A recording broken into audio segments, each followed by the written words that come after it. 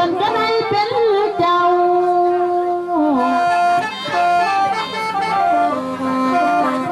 โตมาหน้า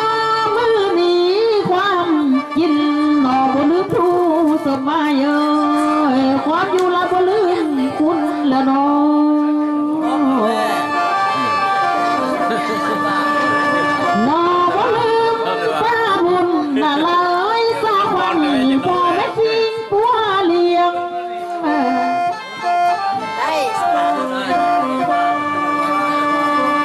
ลาก็ยินทุกเดได้บ้านพอจะมากินเขาหน้าละสมัยบ่เห็นเงาข้าว่าป้องน้อง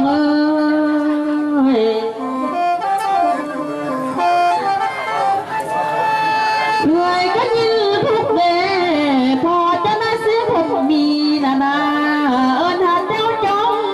บ่เห็นละบอนเด้อใด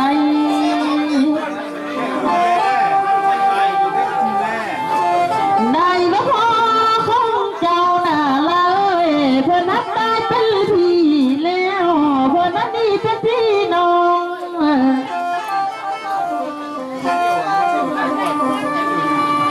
พอจะตายเมื่อฝ่าข้าสู้นิพพานเดี๋ยวนี้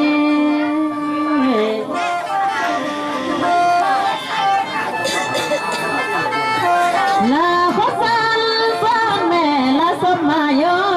ดอกตีตุ้มทองแม่วิญญาณพระเจ้าเต่า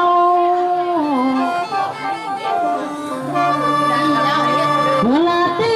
ตุ้มทองแม่พ่อแม่เจ้าเขาอยู่กองบุญละยังแห้งนะแม่บ่ได้ยินนะตีแห้งนะแม่บ่ได้ยินนะได้มามือนี้นะเพราะเสียผมมีถ้าแม่จมเอาแม่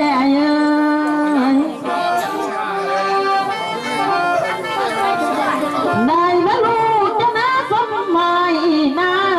เงินกินลูกเจ้าเรียนเอาแม่เงินเสียงลูกจะป้วนเอาเนื้อลูกจะป้วนมือเศร้าหน้าตึกเจ้าเย้ยพิญญาณ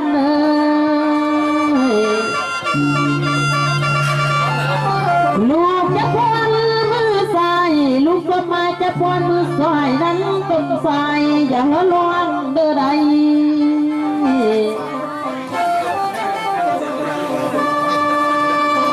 เจ้าผู้คำมานั่งนั่นน่ะเฮ้ได้หลายพันเด้อไอ้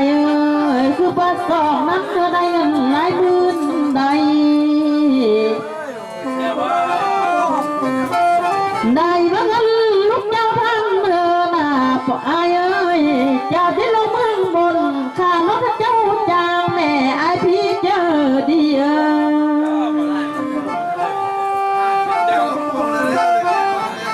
ได้บ้างเงินลูกหลานเมียเพียงจะพ้นเธอนะ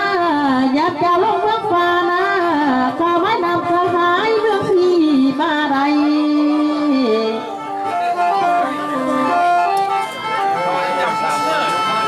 ได้มา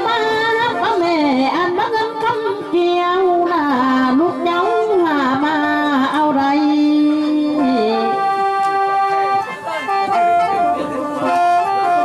ขันมาเงินไล่เสียงสะพาลูกเจ้าตัวอายควายปิญญาณจะไร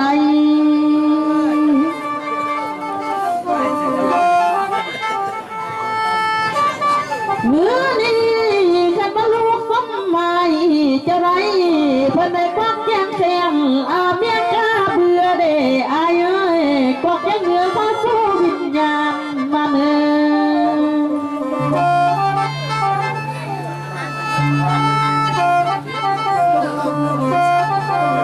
ได้บ้านมาแม่จะน่าซื้อนั่งฟันน่ะฮักแม่จมเอาไรแบบมาจ้ะได้บ้านลูกเจ้าเจ้ากะควงวิญญาณเงินลูกเจ้าเจ้ากะทางเด้อไร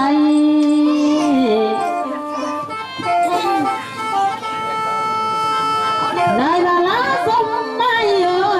เงินจะพันไป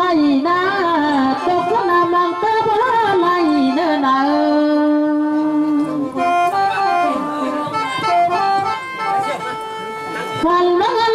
เจ้าทางไปดาลาเอ้ยตกเสือไปเมืองเรือว่าใหม่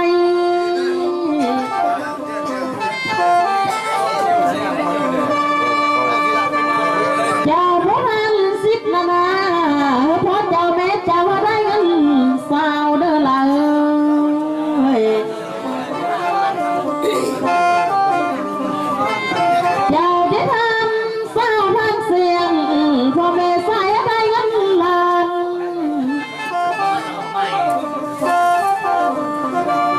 คำมันมาวันคำเลี้ยวหน้าเจ้าทรงบุญเต่าเด้ออายเอ้ยเจอเดียว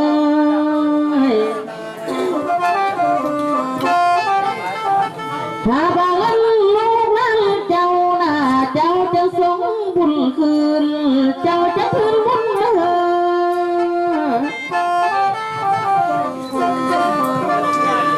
นาปนีเมื่อนาละสมัยเอ้ยพอเจ้าส่งบุญมานับนำหน้าเจ้าไปตอนเอาน้ำปลาเด้อละเอ้ย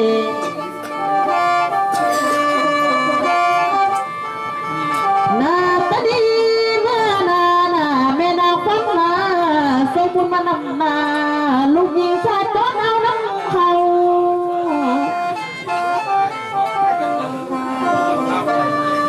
นาปนีเมื่อนาละสมัยเอ้ยพอเจ้าหน้าแม่เจ้าหน้าส่งบุญมานำตะลาเขาหน้าแล้วเราตอนเอานำตะลาไทยคำนาเนอ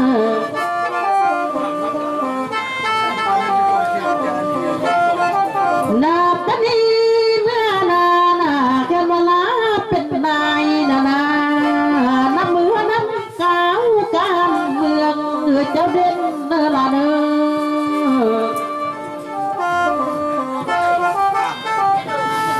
นาปนีเมื่อนาเหมือนพระจันทร์สองฟ้าเหมือนตาเวนเอาใด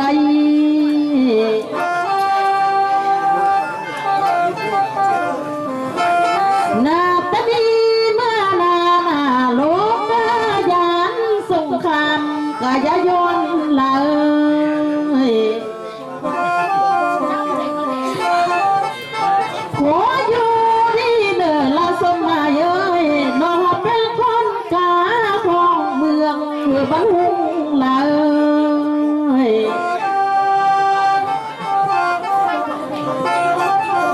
นาปนีเมื่อนาน้อยขยายสมัยเอ้ยลาผมเกิดเป็นนำจงหักอ้อมุนเดนเนอเกิดเป็นคุณเป็นก่อนจะรักเมาไทย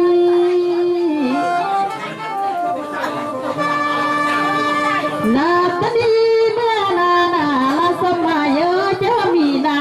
เสียงให้น้องเอ้ยจะเธอมีไพ่เสียงพลผู้เนอคันเวลาเป็นนายนาสกมากว่าจะเธอมีอย่างสมัยเอ้ยข้างฟ้าจะมีมัน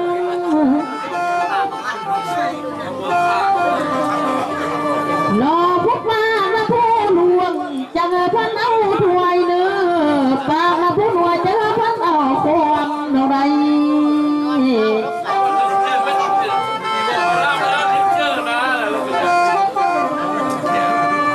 นาปนีเมื่อนาละสมัยเอ้ยปังใส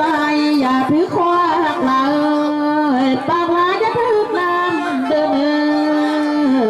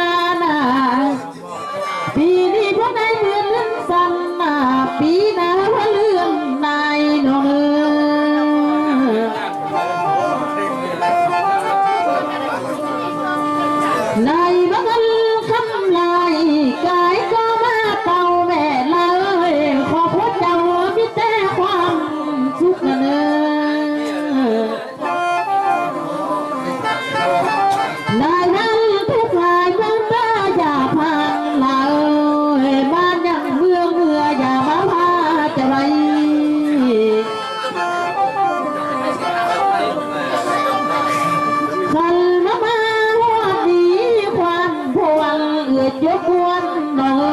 ยตอนนั้นผู้เหนือยังไว้ผ่อนใสหน่อย